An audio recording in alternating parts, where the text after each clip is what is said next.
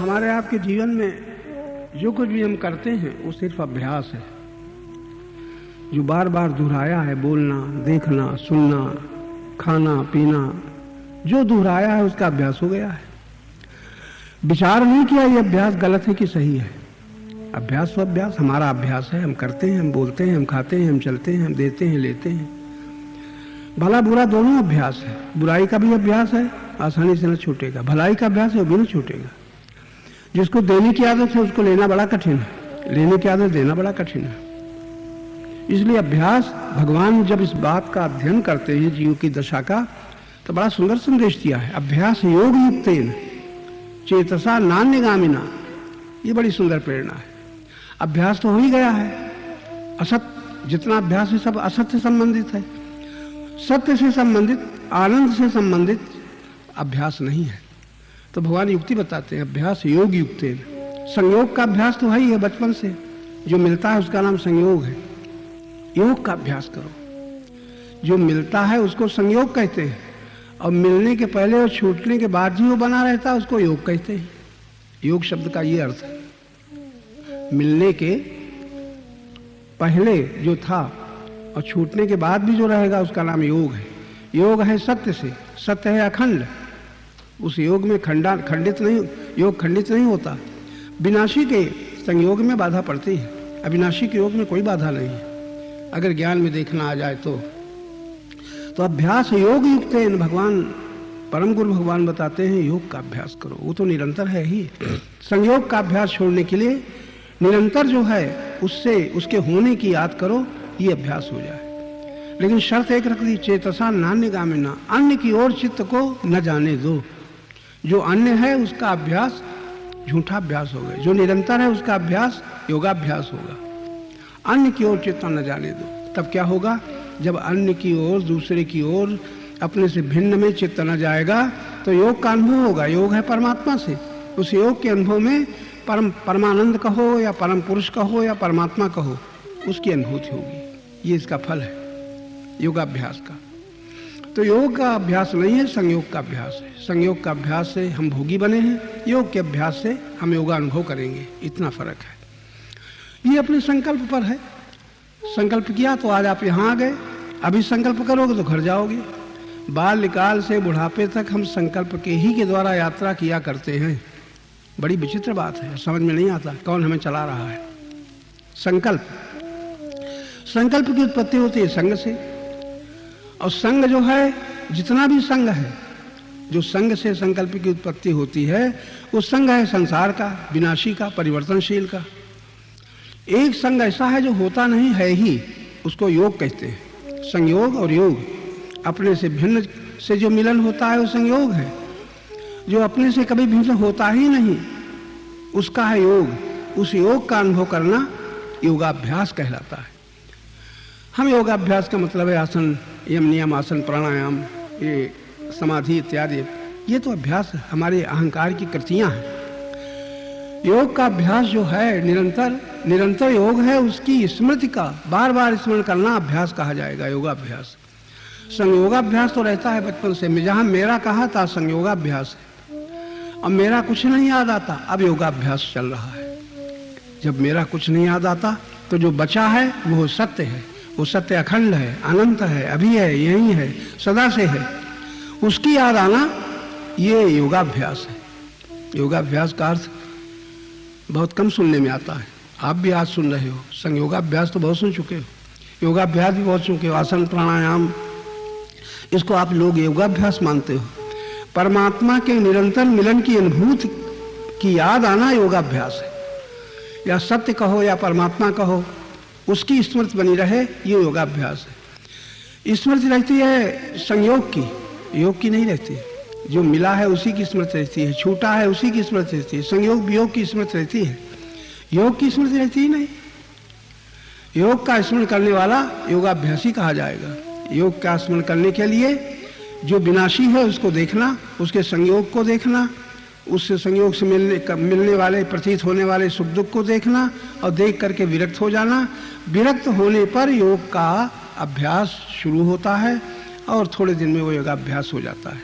योगाभ्यास का मतलब है जो निरंतर है वो अपने से भिन्न नहीं मालूम होता, निरंतर अपने ही साथ है, हम उसके साथ हैं, हम उसमें ही हैं, उसके ही हैं। ये योगाभ्यास का परिणाम है। ऐसा योगाभ्यासी परमानंद को प्राप्त होता है, संयोगाभ्यासी सुख को प्राप्त होता है। सुख उसे कहते हैं जो मिलता है छूट जाता है, मिलता है छूट जाता है, वो सुख है। अब आनंद उसे कहते हैं ना आता है न जाता है, ज्यों का त्यों रहता है।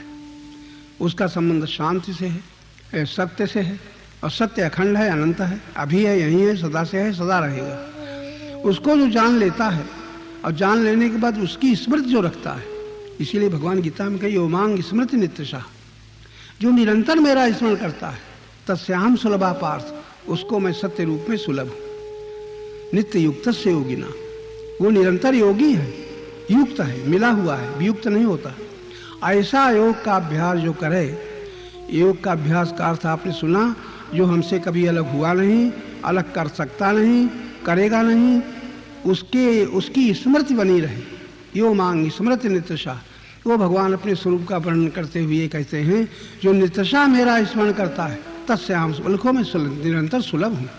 कहीं जाना ना पड़ेगा, कुछ करना ना पड़ेगा, क्योंकि मैं सुलभ हूँ। सुलभ है योग, निरंतर सुलभ है परमात्मा, निरंतर सुलभ है आत्मा। और जो सुलभ नहीं है फिर वो कभी दुर्लभ है, और दुर्लभ जो होता है वो मिलता है, उसको हम संयोग कहते हैं, उसकी हम प्राप्ति मानते हैं। यही भ्रम है। इस भ्रम की निवृत्ति विवेक से होती है। इस विवेक की जागृति संत संग से होती है। कब? जब श्रद्धा सात्विक होती है। तमोगुणी श्रद्धा, रजोगुणी श्रद्धा, सतोगुणी श्रद्धा वो है जहाँ ज्ञान की ही प्यास होती है, बाकी श्रद्धा नीचे कोटि की है। केवल हमें ज्ञान के प्रकाश में हम देखने लग जाएं, ऐसा ज्ञान का प्रकाश हमें सुलभ हो जाए, ये सतोगुणी श्रद्धा में ही संभव है। वो आप लोगों को हो सकता है, लेकिन आप लोग तो, हम लोग तो बीच में अटक गए हैं। हम लोग उसको मानते हैं जो मिला है या नहीं मिला है, उसको पाना चाहते हैं। जहाँ कुछ पाने की चाह है और जहाँ कुछ छूटने का भय है, ये असत्संग है। थोड़ा ये शब्द याद रखना, पाने की चाह और छूटने का भय। ये भय और लालच दोनों शब्द असत्संगी सिद्ध करते हैं। हमें कुछ पाने का लालच है, झूठ के पाने का लालच है। छूटने का डर है तो झूठ है, उसी के छूटने का डर है। इतना छोटा सा वाक्य अभ्यास में आना आसान नहीं है। हम लोगों का तो असत का अभ्यास पड़ गया है। मिले और जो मिला है छूटे नहीं, ये खूब हमारे भीतर है। पहले जो नहीं मिला है मिल जाए, और जो मिल गया है ये छूटे नहीं। और मिले तो न मिले, लेकिन ये कम से कम छूटे नहीं। ऐसा जिसको भय लगा हुआ है, लालच लगा हुआ है, वो असत का संगी है, सत्संगी नहीं है। सत्संग में निरंतर सत्संग हो सकता है, अंतर नहीं पड़ता, क्योंकि सत्य अखंड है, अनंत है, निरंतर प्राप्त है। झूठ मिलता है, छूटता है। सत्य न छूटता है न मिलता है ही। उस सत्य में हम हैं। अब आगे जब और विचार करेंगे, सत्य से हम भिन्न नहीं हैं, और सत्य भिन्न नहीं है तो विज्ञान के प्रकाश में बुद्धि जब देखती है तो अभिन्नता का बोध होता है। इसी का नाम भक्ति है। परमात्मा से अभिन्नता का बोध भक्ति है, और संसार में अपना कुछ नहीं है, इस असंगता का बोध क्या है? मुक्ति है। अब मुझे कुछ नहीं चाहिए, जब निस्सार है, सत्य है, ऐसा बोध शांति है। शांति का मतलब हमें कुछ नहीं चाहिए, और मुक्ति का मतलब हमारा कुछ है ही नहीं, और भक्ति का मतलब परमात्मा हमसे अलग नहीं है। कैसे छोटे छोटे वाक्य हैं, अगर समझ पाए। जो सत्य है, परमात्मा है, आनंद है, वो हमसे भिन्न नहीं है। और जो ये संसार है, ये कभी न मिला है न मिलेगा, प्रतीत होता है, प्राप्त नहीं होता। लगता है मिला है, भ्रम है। ये भ्रम यद्यपि मर्षाते हूँ कालमा, एक संत का निर्णय है। रजत सीप महाभास जिमि यथा भानुकर वारी। सूर्य की किरणें जब गर्मी में दूर से देखो तो लगता है पानी बरस रहा है, पानी का बरसता हुआ दिखता है सूर्य की किरणों में। यथा भानुकर वारी यद्यपि मर्षाते हूँ कालमा, तीनों काल में झूठ है, लेकिन इस भ्रम को कोई टार नहीं सकता। फिर भ्रम कैसे टरता है? भ्रम न सके को उटारी, होय विवेक मोह भ्रम भागा। जब बुद्धि में ये ज्ञान हो जाता है सत असत का, जड़ चेतन का, स्व और पर का, तब ये मोह की निवृत्ति होती है। होय विवेक मोह भ्रम भागा। जब मोह दूर हो जाता है तो शक्ति बचती है, और भ्रम दूर हो जाता है तो हमारा ज्ञान बचता है। जब ये बचते हैं तब हमारा पूर्ण ज्ञान, पूर्ण प्रेम, पूर्ण शक्ति, पूर्ण से हम संबंधित होते हैं, पूर्ण के योगी होते हैं। अभी हम अपूर्ण के संयोगी का होने के कारण अपूर्ण के भोगी हैं, संयोगी नहीं है। संयोग में तो संयोगी योगी नहीं है। संयोग है वहाँ तक भोग है, और जहाँ तक संयोग है वहाँ तक वियोग है, और जहाँ संयोग वियोग है यह सत्संग है, जहाँ निरंतर योग है ये सत्संग है। विचार करें तो ये अज्ञान अपने ही द्वारा हम मिटा सकते हैं। समझ में आ जाए तो, समझ में ना आवे तो बहुत कठिन है। फिर भगवान ही मिल जाए, गुरु महात्मा मिल जाए, खूब उपदेश सुने, लेकिन भ्रम की निवृत्ति तब समझना, मोह की निवृत्ति तब समझना जब संसार में दूसरा कुछ मालूम ही न हो। केवल ज्ञान सत्य है, केवल प्रेम सत्य है। शक्ति सेवा के लिए है, ज्ञान मुक्ति के लिए है, और प्रेम भक्ति के लिए है। 3 वाक्य हैं। ज्ञान वही है जो हम, जिससे हम मुक्त हो जाएं, या ज्ञान मुक्त हो जाए। जो मुक्त ज्ञान है, जो मुक्त प्रेम है, मुक्त प्रेम आनंद है, मुक्त ज्ञान मुक्त स्वतंत्रता है। और शक्ति जो सेवा में लग जाए तो ये सेवा में जीवन पुण्य का जीवन है, पुण्य का स्थल है। हम तो शक्ति के भोगी हैं, ज्ञान के भोगी हैं, प्रेम के भोगी हैं। ये भोगी अहंकार है। अहं के आकारों से मुक्ति पा जाना ये आसान बात नहीं है। बरसों कोई चर्चा सुने और कभी बुद्धि शुद्ध हो जाए तो अहं को आकारों से मुक्त कर लेना मोक्ष पा जाना है। मुक्ति गंगा नहाने से मिलती है वो और है, तीर्थों में जाकर के जो मुक्ति मिलती है वो और है, लेकिन वास्तविक मुक्ति संत मत में वो है जहाँ आकार समाप्त हो गए हैं। अहम ज्ञान तो है लेकिन अहम के साथ कुछ नहीं रह गया है। तब ये अनुभव होता है ईश्वर अंश जीव अविनाशी। अहम जो जीव बन रहा है वो ईश्वर का अंश है, अविनाशी है, चेतन है, शुद्ध है, सहज सुख स्वरूप है। ये बोध ज्ञान है। चेतन अमर सहज सुख राशि, ईश्वर अंश जीव अविनाशी। हम लोग पढ़ते हैं, बरसों बीत गए, बुढ़ा जाते हैं पढ़ते पढ़ते, लेकिन इस मंत्र का बोध बुद्धि में प्रकाशित नहीं होता। बड़ी मुश्किल बात है। आसान है लेकिन हम पता ही नहीं लगाते हैं, हमें इसके प्रति आकर्षण ही नहीं होता। लगता है हमें ज्ञान तो है, रामायण तो पढ़ते हैं, गीता तो पढ़ते हैं, उपदेश तो देते हैं, गुरु तो हैं, हमारे बहुत शिष्य हैं। अहंकार तृप्त है अपने ज्ञान के भोग में, लेकिन अहंकार को अपना ही पता नहीं कि आकार हमारे कहाँ से बन गए। मेरा जहाँ तक मानेंगे तहाँ तक आकार होगा। जब मेरा कुछ न रह जाएगा तब निराकार स्वरूप का बोध होगा। निराकार स्वरूप में कुछ नहीं रहता, आकार रहते ही नहीं। उस निराकार तत्व है, वही निर्गुण तत्व है। लेकिन ये शब्द बड़े ऊंचे हैं, बहुत शुद्ध बुद्धि से पकड़ में आते हैं। मुक्ति बहुत सरल है लेकिन मनुष्य चाहता नहीं है। भक्ति बहुत सरल है, मनुष्य चाहता ही नहीं है। मनुष्य जो चाहता है वो संसार का कोई पदार्थ है, दूसरों से मिलने वाला है। दूसरों से मिलेगा वो भक्ति नहीं, जो दूसरों से मिलेगी वो मुक्ति नहीं, जो दूसरों से मिलेगी वो शांति नहीं। जब किसी से कोई आशा न रह जाएगी, किसी से हमें कुछ नहीं चाहिए, शांति है, और संसार में अपना कुछ नहीं है, यही मुक्ति है। संसार में अपना कुछ है ही नहीं, देह तक अपनी नहीं। जन्म हुआ है, बढ़ा है, युवा बना है, वृद्ध हो जाएगा, छूट जाएगा। अपना होता तो हम ऐसा करने देते। जिस पर अपना अधिकार नहीं वो अपना नहीं। अपना अधिकार किसमें है? चलो सोचने की बात है। अपना अधिकार किसमें है? जो हमसे कभी न छूटे, उस पर अपना अधिकार है। जो हमें कभी न छोड़े, कभी न छोड़े, उसका हमारे ऊपर अधिकार है। और ये सत्य है, हमारे ऊपर जिसका अधिकार है वो हमको कभी नहीं छोड़ता, और छोड़ दे तो उसका भी हमारे ऊपर अधिकार नहीं। तो हम इन 2 बातों पर विचार नहीं करते, सदा रहने वाला क्या है, न रहने वाला क्या है। 2 ही शब्द हैं। सदा रहने वाले को हम जान लें ज्ञान में, ये दर्शन है। मंदिरों का दर्शन तो आंखों के द्वारा होता है, लेकिन स्वयं का दर्शन ज्ञान के प्रकाश में होता है। ज्ञान के प्रकाश में देखने वाले बहुत कम लोग विवेकी होते हैं। अपने को देख लेना ये दर्शन है। मंदिर जाना ये दर्शन नहीं है, ग्रहण है। कहीं रूप को पकड़ लेते हैं, कहीं शब्द को पकड़ लेते हैं, कहीं कुछ पकड़ लेते हैं, अनुकूल को पकड़ लेते हैं, जो प्रतिकूल है उससे द्वेष करते हैं। तो जहाँ राग द्वेष है, राग द्वेष के रहते भक्ति मुक्ति शांति नहीं मिलती। राग द्वेष के रहते संसार से संबंध बना ही रहता है। इसीलिए भगवान का वाक्य है, राग द्वेष अभियुक्त विषयान इंद्रिय शरण। इंद्रियों के द्वारा देखो, सुनो, खाओ, पियो, लेकिन राग न, प्रेम न होने पावे और प्रतिकूल से द्वेष न होने पावे। इतनी दूर पीछे हट जाओ कि हम अखंड, अनंत, आनंद स्वरूप, शक्ति स्वरूप, प्रेम स्वरूप परमात्मा के हैं। ये बोध जब दृढ़ हो जाता है तब विनाशी से संबंध नहीं रह जाता।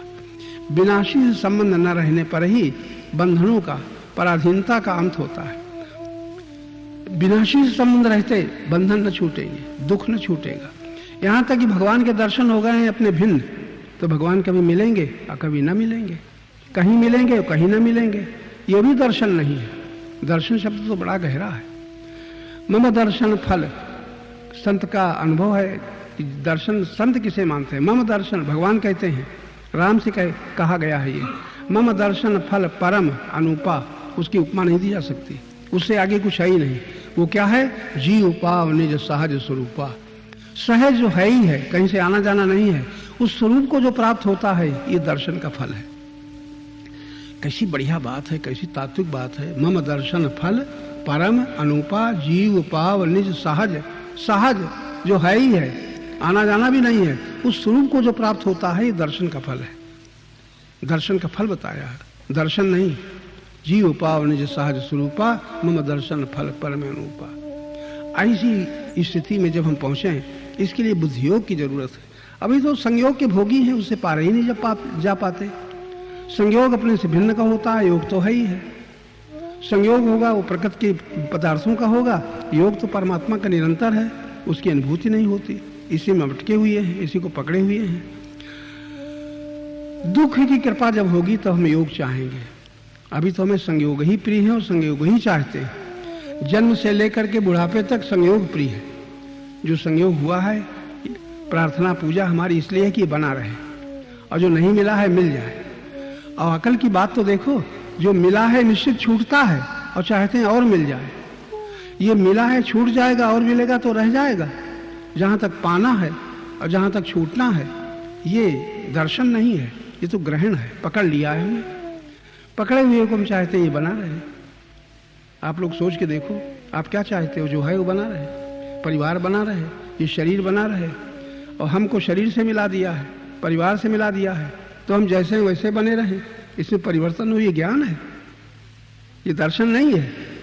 पकड़ में हम फंसे हुए हैं, मान्यता में फंसे हुए हैं। इसीलिए दुख ऐसी कृपा है कि हम चाहते हैं सुखी रहें, और जहां सुख चाहते हैं उसी के पीछे हम दुखी होते हैं।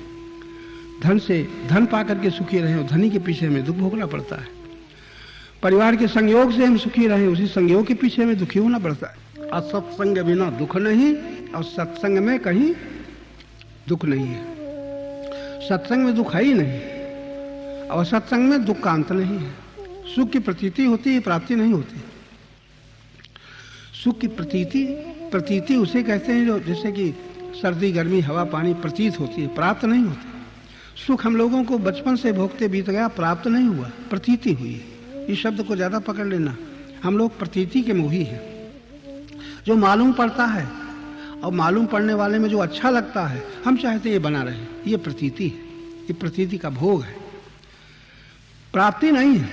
प्राप्त तो है जो कभी अलग नहीं होता, प्राप्त वो है जो कभी छूटता ही नहीं। मिला सो मिला, सदा मिला ही रहेगा, उसको प्राप्त कहते हैं। अप्राप्ति की प्राप्ति का जब प्रश्न है, तब भी अज्ञान में भटकना होता है। परमात्मा निरंतर प्राप्त है, आनंद निरंतर प्राप्त है, शांति निरंतर प्राप्त है। निरंतर प्राप्ति का अनुभव संतों के संग से बुद्धि जब ठीक होती है तब समझ में आता है। तो ये बात बड़ी याद रखने की है कि इतना जीवन हमारा बीता है कहाँ, जो प्राप्त नहीं है, अप्राप्त को हम प्राप्त मानते हैं। उसी में हमने अब सदा रहने वाले प्रेम में हमने रख लिया है, सदा रहने वाले ज्ञान में हमने रख लिया है, और उसी की रक्षा में हम शक्ति को लगाए हुए हैं। यह है विपरीत जीवन, यह है असत्संग। असत्संग सत्संगी को तो कुछ करना होता ही नहीं, उसको चिंता भय का कोई स्थान ही नहीं है, वहां आने जाने का कोई प्रश्न ही नहीं है। सत्य अखंड है, सत्य नित्य है, निरंतर है। बुद्धि जिसकी ऐसे सत्य में स्थिर हो जाती है, द्वंद्व के मोह से छूट जाता है, फिर दो नहीं रहते। अखंड सत्य, अनंत सत्य, अखंड आनंद। ऐसी स्थिति जब आ जाए, कब? जब बुद्धि शुद्ध हो। बुद्धि शुद्ध कब होगी? जब विनाशी को अपना न मानेंगे। सबसे बड़ा रोग है जो नहीं रहेगा वो अपना मालूम होता है, जो मिला है वो अपना मालूम होता है, और जो है उसका पता नहीं है। है का सत्य की बड़ी सरल परिभाषा संत ने बताई थी, एक संत ने बताई थी। सत्य की सरल परिभाषा, है का नाम सत्य है, नहीं का नाम माया है। इस बात समझ में आती है? जो नहीं, जिसको जहां नहीं कहना पड़ता है माया, और है का कभी अभाव नहीं, वही सत्य है जो निरंतर रहेगा, निरंतर है और निरंतर सदा से है, इसका नाम सत्य है। ऐसी शुद्ध बुद्धि के द्वारा जब है को जान लेते हैं तो मानो हम सत्संगी हैं। अहंकार सत्संगी है कब, जब है को जान ले। वो नहीं को पकड़े हुए मेरा मेरा कह रहा है, उसी में मोह में, लोभ में, अभिमान में ये दोष हैं जो उसको दुख देते हैं। ऐसे दुखों के भोग से जब दुख की कृपा होगी, दुख की कृपा या दुख का अनुभव हम करेंगे। हम तो सुख चाहते हैं, दुख से बचना चाहते हैं। सुख चाहने वाला दुख से बच नहीं सकता। जब ये ज्ञान होगा कि सुख का चाहना ही हमारा भ्रम है, सुख का चाहना, क्योंकि हम स्वयं रामायण के एक मंत्र अगर रामायण का पकड़ में, चेतनामल सहज सुख राशि, हम सुख ही हैं और सुख चाहते हैं, बस यही भ्रम है। ये भ्रम आसानी से दूर हो जाएगा क्या? आज से दूर हो जाएगा? आदत पड़ी हुई है। घर जाते हो तो सुख के लिए, माता पिता पत्नी से बात करते हो तो सुख के लिए, जो कुछ हम करते हैं सुख के लिए करते हैं। सुख का चाहने वाला असत्संगी है।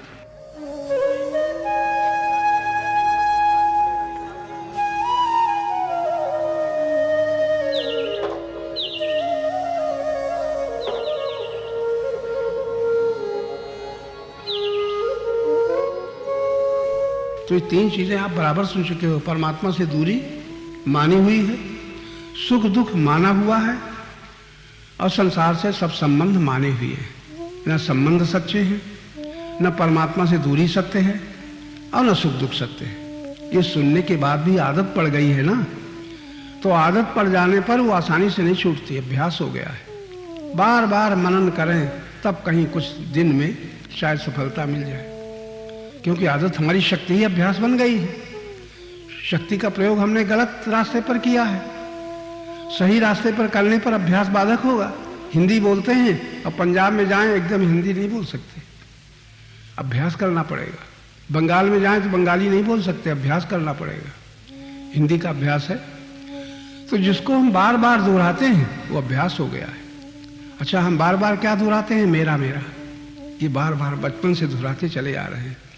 गीता पढ़ते हैं, कह भी देते हैं संसार में कुछ भी अपना नहीं है, सब माया है, सब झूठा है, लेकिन अभ्यास इतने कहने से तो नहीं छूटता। मेरा मेरा का अभ्यास पड़ गया है।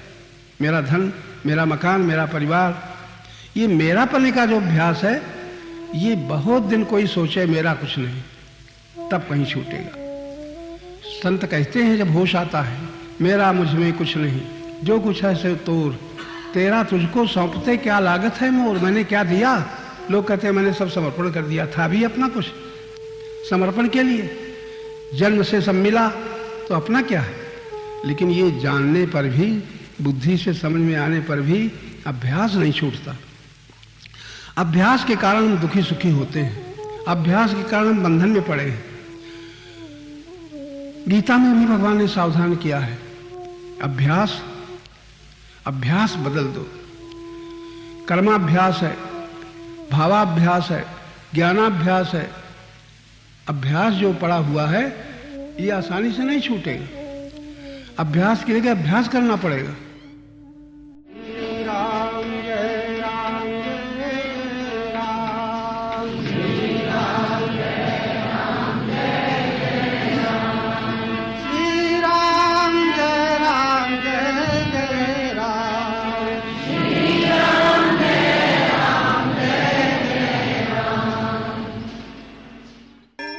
सबको मालूम है क्रोध न करना चाहिए, जानते हो कि नहीं?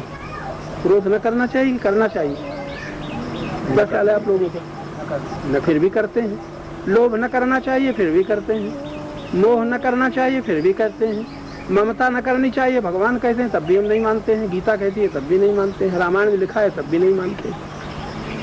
अखबार की मानते हैं जो करना चाहिए, लेकिन गीता की, रामायण की बात नहीं मानते, अभी तक नहीं मानते। ये हम लोगों के भीतर बड़ी कमी है। आप लोग उसका खुलासा करोगे तब पता चलेगा। जाने कितनी बातें ऐसी हम करते हैं जो नहीं करना चाहिए, हो जाती हैं। होती रहती है, शक्ति उसमें नष्ट होती रहती है, समय उसमें नष्ट होता रहता है, प्रीति हमारी उसके पीछे फंसी हुई है, ज्ञान हमारा ढका हुआ है। कई चीजें कही, ज्ञान हमारा ढका हुआ है और उसकी परवाह नहीं कि हमारा ज्ञान कहाँ ढका है। ज्ञान ढका हुआ, आवृतम ज्ञान में तेन, कैसा सुंदर निर्णय भगवान ने दिया है। ये ज्ञान आवृत हो गया है काम से, कामनाओं से, कामना वाली वस्तुओं से, कामना जिनसे पूर्ति होती उन व्यक्तियों से। क्या ढका है? कितना छोटा सा शब्द है, ज्ञान ढका हुआ है। जिस ज्ञान में हम, जिस प्रकाश में हम देख रहे हैं, देख सकते हैं, और जिस आंख से देखते हैं वो आंख ढकी हुई है। जहां हम बैठे हैं हमारी आंख के आगे क्या है? थोड़ा ध्यान देना। प्रकाश में अभी देख सकते हैं, लेकिन आंख के आगे क्या है? जो आंख के आगे है उसी से वो प्रकाश में देखना हमारा ढका हुआ है। अगर हमारी आंख के और प्रकाश के बीच में कुछ न हो, जरा ध्यान दो, प्रकाश के और आंख के बीच में कुछ न हो। आंख तो देखती है और प्रकाश में देखती है, प्रकाश के बीच में कुछ है कि नहीं? ज्ञान के बीच में है कुछ कि नहीं? मोह ज्ञान के बीच में है मेरा, लोभ ज्ञान के बीच में है मेरा धन, अधिकार में ज्ञान के बीच में है मेरा पद, ज्ञान के बीच में मैं ये हूँ, तुम जानते नहीं हो और बाधा डालते हो, हमारा अपमान करते हो, हमारा सुख छीनते हो, हमारी वस्तु छीनते हो। ये क्या जो हमारी शिकायतें काहे चलती है? जिससे हमारा ज्ञान ढका हुआ है, उसी की हम चिंता करते हैं, उसी के छीनने का दुख होता है, उसी के न मिलने का दुख होता है। परमात्मा के न मिलने का दुख अभी तक नहीं हो रहा। सोच के देखो, परमात्मा नहीं मिल रहा है। मंदिर में जाते हुए, तीर्थों में जाते हुए इसका हमें दुख नहीं है, लेकिन पुत्र न मिले, पत्नी न मिले, पति न मिले, चप्पल न मिले, साड़ी जूता न मिले, तो जिसको चाहते हो पूरे हृदय से वो न मिले, तो ऐसा दुख भगवान के, परमात्मा के न मिलने का है किसी को? क्या ख्याल है? बड़ी सीधी सी बात है। और वही दुख हमारे भीतर है। संसार के जाने कितने स्तर ऐसे हैं जिनके न मिलने का दुख है, लेकिन परमात्मा के न मिलने का दुख नहीं है। ये बड़ी भारी कमी है। अच्छा, जिसे हम दुखदाता मान लेते हैं, दुख देने वाला, उसका छोड़ना कितना आसान हो जाता है। क्या ख्याल है? जरा सोच के देखो, जीवन दर्शन की बात है। जिसे हम दुख देने वाला मान लेते हैं उसे छोड़ना, कभी कभी तो घरों में ऐसी नफरत हो जाती है, पता चल जाए कि इनके कारण हमें ये दुख हुआ, एकदम संकल्प करते हैं इनसे हम न बोलेंगे, इनके पास न बैठेंगे, इनके यहाँ न जाएंगे, इस स्थान में न जाएंगे। लड़ाई हो जाती है तो बरसों के संबंध टूट जाते हैं। कब? जब दुखदाता मालूम होता है, दुख देने वाला। तो जैसे दुख देने वाले संसार की घटनाएं हमें मालूम होती हैं और व्यक्ति मालूम होते हैं, वस्तुएं मालूम होती हैं, उनको हमने जाने कितनी बार त्यागा है, उनसे अलग हुए हैं। ऐसे ही दुख देने वाला क्रोध मालूम होता है। बड़ी सोचने की बात है, नहीं मालूम होता। क्रोध आता है और लेकिन दुख देने वाला नहीं मालूम होता। लोभ की पुष्टि हम कर रहे हैं, लेकिन दुख देने वाला लोभ नहीं मालूम होता। कि मालूम होता है, दुखी होते हैं और दूसरों से लड़ते हैं। हमारी जमीन छीन ली, पैसा छीन लिया, जायदाद छीन ली, मकान छीन लिया, लड़ते कि नहीं लड़ते? सारे संसार के संघर्ष, देश व्यापी और विश्वव्यापी और समाज व्यापी जितनी लड़ाइयां हैं, वो छीनने ही के पीछे और न मिलने ही के पीछे तो हैं।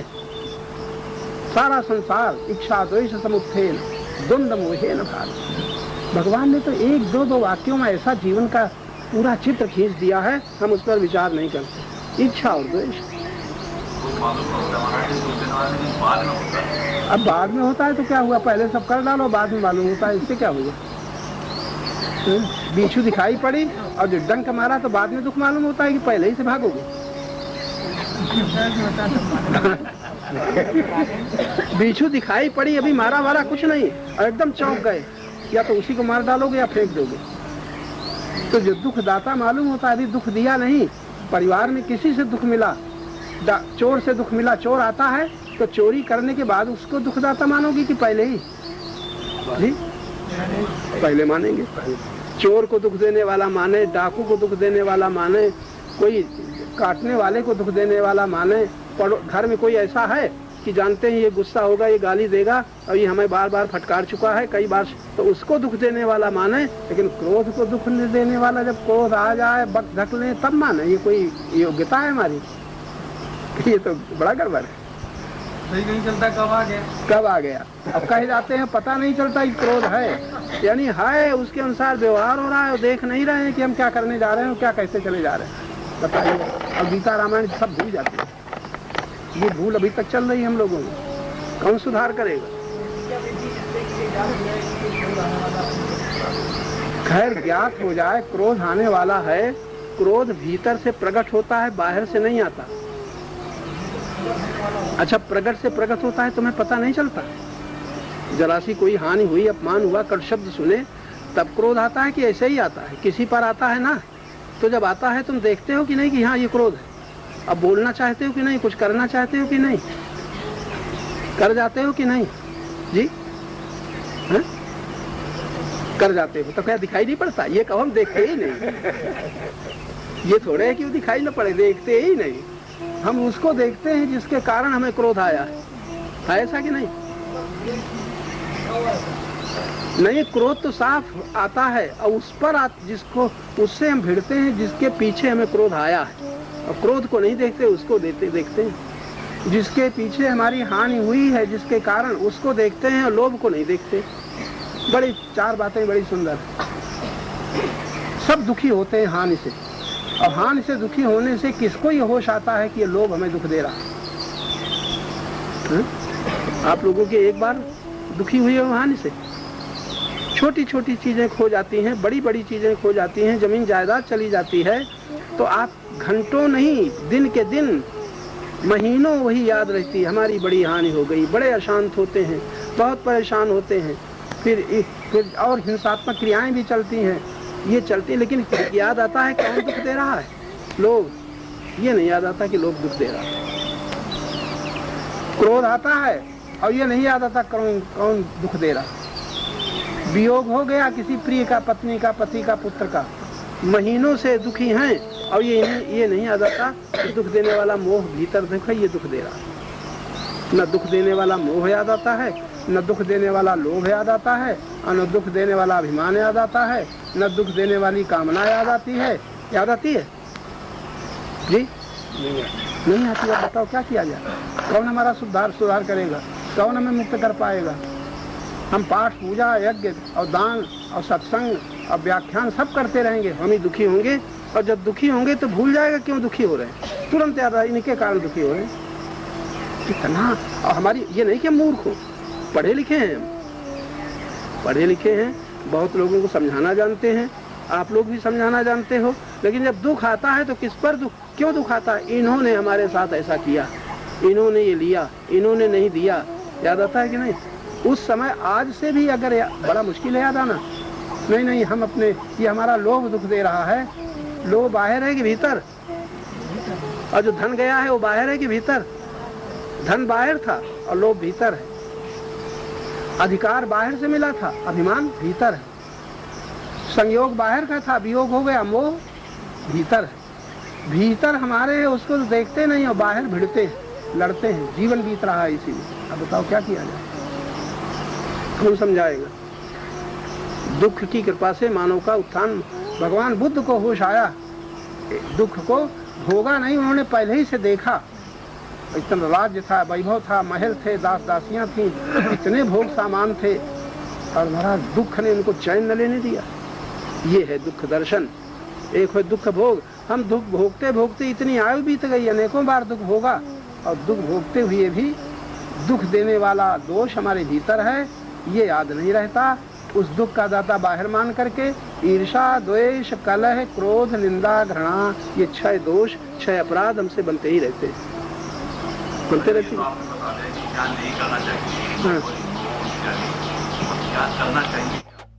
क्या करना चाहिए तो बरसों से सुन रहे हो और करते भी हो। जब भी करने लगे, कीर्तन भी करने लगे, पूजा भी करने लगे, सत्संग भी आने लगे, भागवत कथा भी सुनने लगे, सप्ताह सुनने लगे, और जो न करना चाहिए वो चल रहा है पीछे पीछे की नहीं। यही बड़ी विचित्र बात है, बड़ी विचित्र बात। तो वो पीछे पीछे चल रहा है। भी याद आ जाता है। बता दीजिए वो ठीक है। हाँ जी, नए सिरे से बताएं आप। नए सिरे से बताएं? आवाज हम पुरानी सिरे से बता रहे हैं। अब ये नया तरीका भाई हमें बताओ कैसा होता है। ये बड़ा विचित्र प्रश्न है। अभी तक तो ढका हुआ था, इसलिए ऐसा नहीं हुआ। हाँ, बात ठीक है। ढका हुआ था क्या? ज्ञान ढका था। ज्ञान तो मौजूद है, और ज्ञान जिससे ढका है वो हमारी स्वीकृतियां हैं, हमारी मान्यताएं हैं, हमारा मोह है। माना हुआ वस्तु को मान लिया तो ज्ञान ढक गया। किससे? पदार्थों से। व्यक्ति को मान लिया तो ज्ञान ढक गया व्यक्तियों से। अधिकार को मान लिया तो ज्ञान ढक गया पद से। और सुख को मान लिया तो ज्ञान ढक गया सुख देने वाली परिस्थिति से। इसलिए हमारा ज्ञान ही तो ढका है, और ज्ञान मौजूद है, ये नहीं कहीं गया। जिस ज्ञान में हम देखते हैं वो ज्ञान ढका है। अब आज इसका दुख है हमें, फिर हम वही लौटेंगे। और सबका दुख है, लेकिन इसका दुख नहीं कि हमारा ज्ञान ढका है। वस्तु के जाने का दुख है, वियोग का दुख है, हानि का दुख है, अपमान का दुख है, जाने कितने दुख हैं। और हम दुखी क्यों रहे हैं? क्योंकि हमारा ज्ञान ढका है। उसमें कहाँ याद आती है? इतनी उम्र बीत गई, जब हम दुखी होते हैं तब कुछ उस समय याद आता है ज्ञान ढका है, हम सही देख नहीं पा रहे, वरना हमें कोई संसार में दुख दे नहीं सकता। परमात्मा के पास दुख है ही नहीं, देगा कहाँ से? और संसार तो जड़ है, वो दुख कहाँ से देगा? प्रकृति में भी दुख नहीं है, वो कहाँ से देगा? दुख तो हम ज्ञान ढका है इसलिए मान लेते हैं, वरना का उनको सुख दुख कर दाता। कितनी बार चौपाई पढ़ी है, लेकिन आज तक हमें सुख देने वाला भी दिखाई देता है, सुख देने वाला भी दिखाई देता है, दुख देने वाला भी दिखाई देता है ना। और अब भी सुनने के बाद मौके पर याद न रहेगा, सुख देने वाला दिखाई पड़ेगा और हम भूल जाएंगे, नहीं ये सुख देने वाला ये नहीं है, सुख हमने मान लिया है। दुख देने वाला है नहीं, ये मान लिया है, ये याद नहीं रहे। दो शब्द हैं सिर्फ, मान लिया है वरना दुख होता ही नहीं, मान लिया है वरना सुख होता ही नहीं। आपने ये चर्चा सुनने में सुख माना है कि है नहीं? जरा गहराई से देखो इसमें क्या सुख है। और कोई ऐसे व्यक्ति को बुला लाओ जो सुनना न चाहता हो तो उसको सुख होगा? नहीं है, नहीं, सुख है ही नहीं। तुमने मान लिया है इसलिए है, न मानो तो नहीं है। हाँ, तो बात तो वही हो गई, तुम्हारे मानने से है कि यहाँ से सुनने से, तुम्हारे देखने से है कि दर्शन से है? सुख कहीं नहीं है, आप मान लेते हैं। और बड़ा गहरा इशारा है, मान क्यों लेते हैं? प्रीति में स्वीकार कर लेते हैं। प्रीत पूर्वक जिसे देखते हैं वो अच्छा लगता है, प्रीत पूर्वक जो सुनते हैं वो अच्छा लगता है, प्रीत पूर्वक जिससे मिलते हैं वो मिलना अच्छा लगता है, प्रीत पूर्वक जो स्वाद लेते हैं वो स्वाद अच्छा लगता है। प्रीति हटा दो तो न सुनना अच्छा, न देखना अच्छा, न बोलना अच्छा, न मिलना अच्छा, न आलिंगन अच्छा, न मिठाई अच्छी, कुछ अच्छा नहीं, न साड़ी अच्छी, न जेवर अच्छे, न आभूषण अच्छे। प्रीति हटा दो तो प्रीति ही सबको सुखद बनाती है ना। प्रीत से ही सब कुछ अतिरंजित सुंदर हो जाता है ना। प्रीति हटा दो तो संसार में कुछ भी सुंदर नहीं है, और प्रीति लगा दो तो वही सुंदर है जहाँ तुम्हारी प्रीत की रोशनी पड़ रही है। कोई सुखद नहीं है, मान लेते हैं। हाँ, जब कीर्तन माने हुए क्या मान लिया है? अगर जप में आप सुखी होते हो तो माना हुआ है। फिर जप क्यों करना चाहिए? जप छोड़ने के लिए। कीर्तन क्यों करना चाहिए? कीर्तन छोड़ने के लिए। सत्संग संत संग क्यों करना चाहिए? असत्संग छोड़ने के लिए। ये आप जो कुछ करते हैं छोड़ने के लिए करते हैं, कुछ पाने के लिए करते हैं। आज समझ लो, ये बीच में ऐसे शब्द निकल जाते हैं, हम लोग ध्यान से देखते नहीं। आप कीर्तन, जाप, पूजा पाठ, मंदिर, संत संग ये छोड़ने के लिए करते हो कि पाने के लिए करते हो? अभी समझ लो, पाने के लिए नहीं करते, क्योंकि पहले कुछ कर रहे हो वो छूट जाए। गलत कर रहे हो तो सही करो ताकि सही से वो गलत हट जाए। अगर तुम कहीं संग में न जाते होते तो किसी संत संग में आने की जरूरत ही नहीं थी। तुम गलत भाषा न बोलते होते तो सही भाषा, सही शब्द को बीच में लाने की जरूरत ही न थी। तुम किसी को अपना न मानते होते तो भगवान को मानने की कोई जरूरत ही नहीं थी। कहीं सुख न मानते तो सत्य की दिशा में आपको खोज करने की कोई जरूरत ही नहीं थी। तो कीर्तन, पूजा, ये जो कुछ भी आप करते हो ये पाने के लिए नहीं है, छोड़ने के लिए। भगवान को पाने के लिए नहीं है, संसार क्या संबंध तोड़ने के लिए। हम बड़ी गलती ऐसी पकड़ चुके हैं कि है कुछ, तभी हमारे संत कहते हैं वस्तु अनत खोजत अनत, है कहीं और खोजते हैं कहीं। कैसे आवे हाथ, वस्तु अनत खोजत अनत, कैसे आवे हाथ, पारख सोई सराहिए, मानव सोई सराहिए, पारख राखे साथ। वास्तविक बुद्धिमान विचारवान मनुष्य वो है जो पारख मतलब गुरु ज्ञान को साथ रखे, ताकि तुम्हें परख तो हो जाए ये नकली है कि असली, झूठ है कि गलत है। अभी तो व्यवहारिक जीवन में छोटी छोटी बातें हम नहीं समझ पाते कि नकली है कि असली है, सत्य है कि झूठ है। बहुत लंबी लिस्ट है इसकी। व्यवहारिक जीवन में आप जो कुछ मान लेते हैं, कई महात्मा मान लिया, ये न सोचा महात्मा के लक्षण घटित होते हैं कि नहीं होते। कहीं दुष्ट मान लिया, चोर मान लिया, ये ना देखा कि इसमें सचमुच घटित होते हैं कि नहीं। अपने को मान लिया है कि अपने को जाना है, एक प्रश्न है। अपने को मान लिया, अब सबसे पहला प्रश्न तो यही है, अपने को मानते हो तो यही से भूल की जड़ है ये। अब तुम कुछ भी करो, जो अपने को मानता है जानता नहीं और दूसरे के जानने का दावा करता है, कितना गलत है। शक्ति और योग्यता सब कुछ खर्च हो रही है, ये बड़ी छोटी छोटी भूलें हैं। मानते कहीं कुछ कितने धोखा खाते हैं। एक माता जी यहाँ बैठी, कहने लगी साधु आया और कहा हम कई दिन से हमारा जब छूट गया है, माला नहीं है। और बेचारी बड़ी प्रभावित हो गई और प्रभावित होकर को माला के रुपए दे दिए। उसने खरीदा और खरीद करके लौट करके फिर वो बेच दिया उसी दुकान में कम दामों में। अब ये क्या है, तुमने मान लिया, जाना नहीं।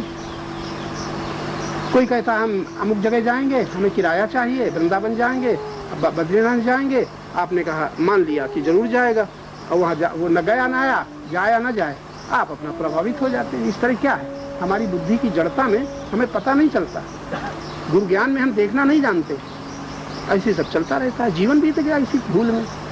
लगना में तो मुश्किल नहीं, मुश्किल तो नहीं है, आपकी बुद्धि सूक्ष्म हो जाएगी तो पता बढ़ी। आँख ठीक है तो पता लगना मुश्किल है, आँख ठीक नहीं है, आँख के ऊपर पर्दा है, कहीं लोभ का, कहीं मोह का, कहीं अभिमान का।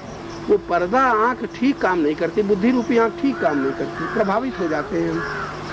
अगर हम कहीं प्रभावित न हो, प्रभावित ये शब्द बड़ा अच्छा है, यानी किसी काम पर प्रभाव पड़ गया तो हम गलत है, बड़ी ऊंची चीज है। किसी से हम प्रभावित न हो तो हम सतर्क हैं, सावधान हैं, ठीक दर्शक हैं। इस तरह की चीजें हमारे साथ चल रही हैं। तो अभी जो बीच में बात आई थी वो बड़ी अच्छी है। वो क्या, अपने साधकों के लिए दुखी होते हो अगर आप याद रह जाए, कोई ऐसा व्यक्ति नहीं जो दुखी न होता हो, और कोई आप लोगों में ऐसा नहीं जो दुख का कारण बाहर न खोजता हो। लेकिन आज की शब्द याद रहा है, कोई दुख का कारण ऐसा नहीं है जो बाहर है, हमारे भीतर है। हानि से दुख है तो बाहर दुख का कारण नहीं, हमारा लोभ दुख दे रहा है, हमारा मोह दुख दे रहा है, हमारा अभिमान दुख दे रहा है, हमारी कामना दुख दे रही है। ये मौके पर अब भी सुनने के बाद भी याद रहेगा। जल्दी में हम परेशान हो जाएंगे, कहीं उत्तेजित हो जाएंगे, कट शब्द कहने लग जाएंगे, पर क्रोध आ जाएगा और उस समय भूल जाएगा कि दुख का कारण ये नहीं है, हमारे भीतर दो चार दोष है, लोभ, मोह, अभिमान, कामना, आसक्ति, यही दुख के कारण। 150 नहीं है। अब यही भी याद नहीं रहता तो होता क्या है, जो न करना चाहिए वो हम करते चले जा रहे हैं, न करना चाहिए वो करते ही चले जा रहे हैं।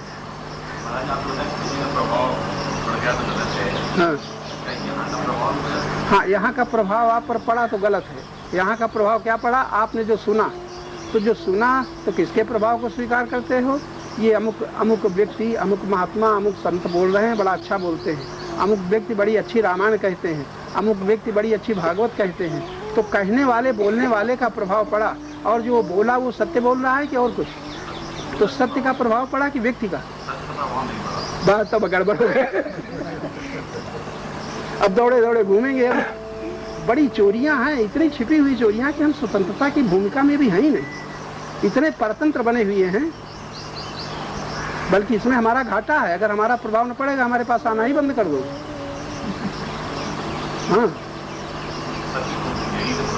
हाँ, पता तो चलेगा, बात ठीक, तो कहीं गड़बड़ न करना, आते रहना। छोटी छोटी बातें जो हमारे जीवन के साथ चल रही हैं, उनका स्वाध्याय नहीं हो रहा, अपना अध्ययन नहीं हो रहा, तो परिणाम क्या है, समय बीता जा रहा है, आयु बीती जा रही है, और हमारे भगवान कहते हैं मृत्यु के पहले प्राक शरीर विमोक्षणात्, काम क्रोध लोभ के वेगों को, इनके जो वेग आते हैं जो हमारी शक्ति को चौपट कर देते हैं, हमें बहिर्मुख बना देते हैं, हमें किसी का दास बना देते हैं, इन वेगों को तुम रोक लो शरीर छूटने के पहले। ये है विजय। बाहर के शत्रुओं पर विजय प्राप्त की विजय नहीं है, ये तो बहुत छोटी बात है। अंतर के शत्रुओं पर हम विजय प्राप्त कर लें तो हमारी जो शक्ति पशु नष्ट कर रहा है, राक्षस नष्ट कर रहा है, दानव नष्ट कर रहा है, उससे हम मुक्त हो सकते हैं। इसकी हमें चिंता नहीं, इसका हमें दुख भी नहीं। ये गड़बड़ी। अब अगर बार बार याद आ जाए, बहुत सावधान बुद्धि से सुन रहे हो, तो जब दुख आवे तुरंत दुखदाता बाहर न मानो। दुखदाता लोभ है। हानि से दुखी हो तो लोभ, अपमान से दुखी हो तो अभिमान, वियोग से दुखी हो तो मोह, और कमी से दुखी हो, न इच्छा पूर्ति न होने से दुखी हो तो काम। इतने दोष हैं, 150 नहीं। तब क्या करोगे? तब फिर अपनी ओर लौटोगे। अपनी ओर लौटोगे तो आपका जो कर्म बन जाता है दूसरों से संघर्ष में, वो कर्म न बनेगा जिसका परिणाम आगे चल करके हर एक आदमी को भोगना पड़ रहा है। पहले कर्म बने हैं, आज भी हम भोग रहे हैं, आगे बनेंगे, आगे भी भोगेंगे। इस भोग से हम बच सकते हैं कब? जब दूसरे को न देख करके अपने ऊपर दृष्टि रखे तब। ये बड़ी सरल युक्ति है। द्वेष इसलिए होता है कि हम इच्छा करते हैं। जरा सोचो, हम इच्छा न करें धन की, मान की, बड़े मकान की, मोटर की, कार की, पड़ोसी कार बहुत बढ़िया आ गई, पड़ोसी का मकान बड़ा अच्छा बन गया, तो द्वेष होगा कि नहीं?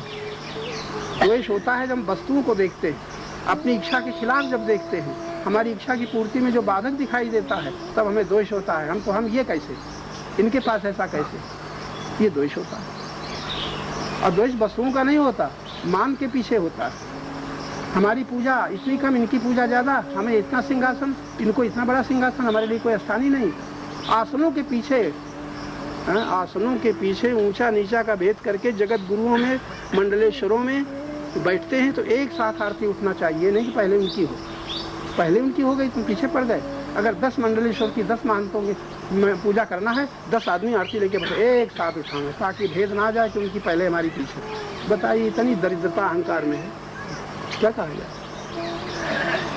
तो तुम गृहस्थ आश्रम में नहीं, हम इस देश में भी मान के पीछे हम परेशान होते हैं, नाम के पीछे हम परेशान होते हैं। अहंकार दरिद्र है, भिखारी है, और उसका पता चलता नहीं। अभिमान है, मान न चाहो तो अपमान का दुख न होगा। हम कह रहे हैं बड़ी बेवकूफ हो, तो तुम्हें दुख होगा? नहीं होगा। क्यों? अभिमान नहीं चाहते इसलिए दुख न होगा। अब बहू कही देता हो तब कैसा लगेगा? हाँ।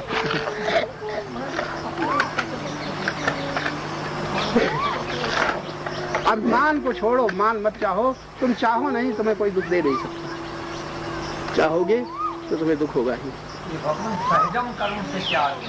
सहजम कर्म जो तुम्हें प्रयत्न न करना पड़े, सहज बन जाए। जैसे हिंदी बोलते हुए सहज है कि कठिन है?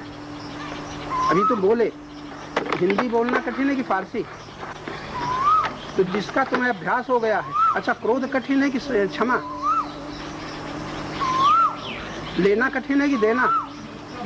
जिसका हमें अभ्यास हो गया है वो हमारे लिए सहज कर लो। पाप हमारे लिए सहज है लेकिन पुण्य कठिन है। कैसे ही जब इसका अभ्यास हो जाएगा तो पुण्य हमारे लिए सहज हो गया, पाप कठिन हो जाएगा। और सहज कर्म जो परमात्मा से संबंधित हो, क्योंकि परमात्मा से संबंधित कर्म में हमें किसी की अपेक्षा नहीं है। जरा ये बड़ी लंबी बात है।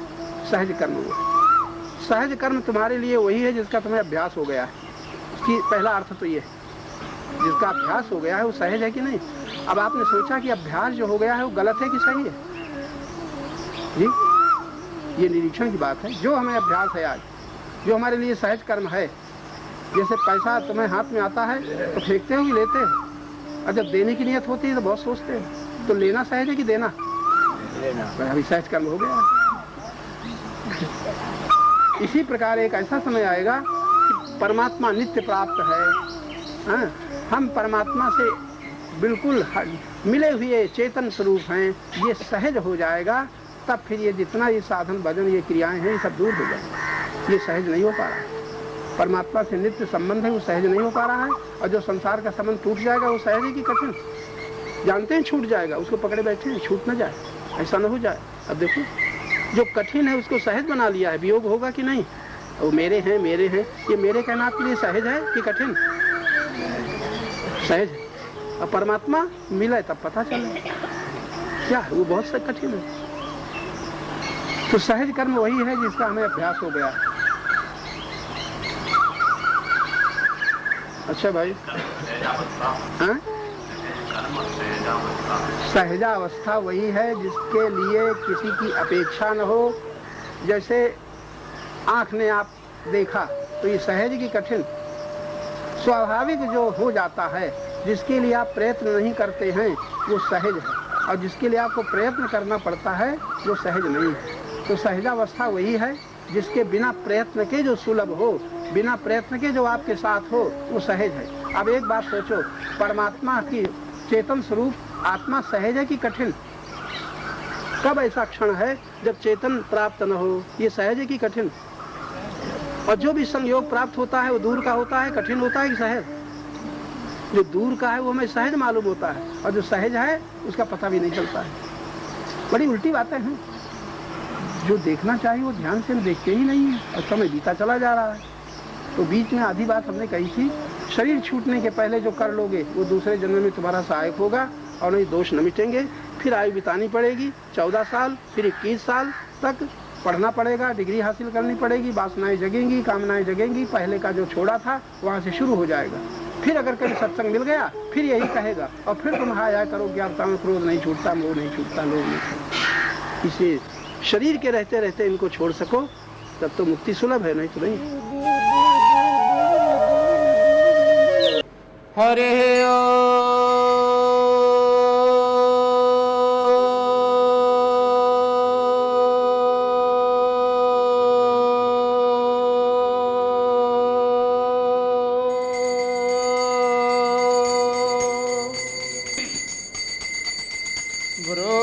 गुरुर्ब्रह्मा गुरुर्विष्णु गुरुर्देव महेश्वरा, गुरुर्साक्षात् परं ब्रह्म तस्मै श्री गुरुवे नमः। गजाननं भूतगणादिसेवितं कपित्थजम्बो फलचारुभक्षणम् उमासुतं शोकविनाशकं नमामि विघ्नेश्वरं शान्ताकारं पद्मनाभं सुरेशं विश्वाधारं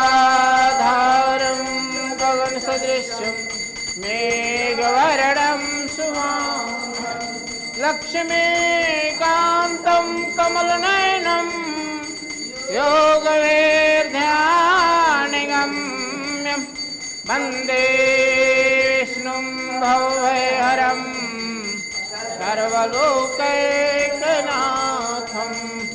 सर्वमङ्गलमाङ्गल्ये शिवे सर्वार्थसाधिके शरणे त्र्यंबके गौरी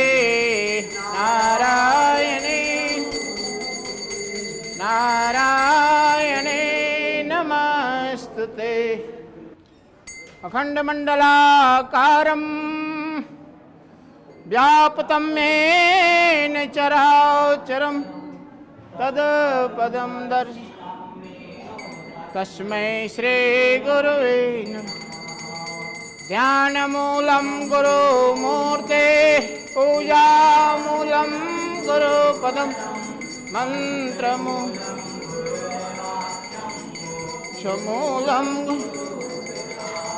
भगवान तुम्हारे जय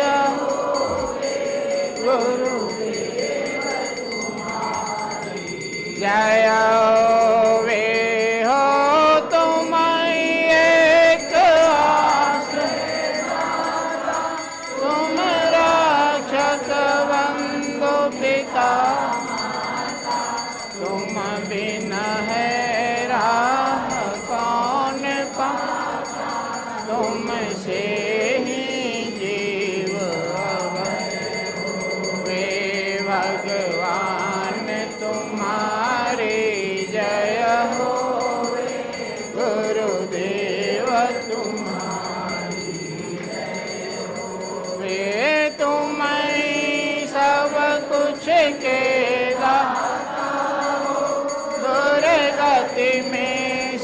गति विधाता हो तुम दिव्य प्रकट निर्माता ओ कुशमय तुमसे सुषमय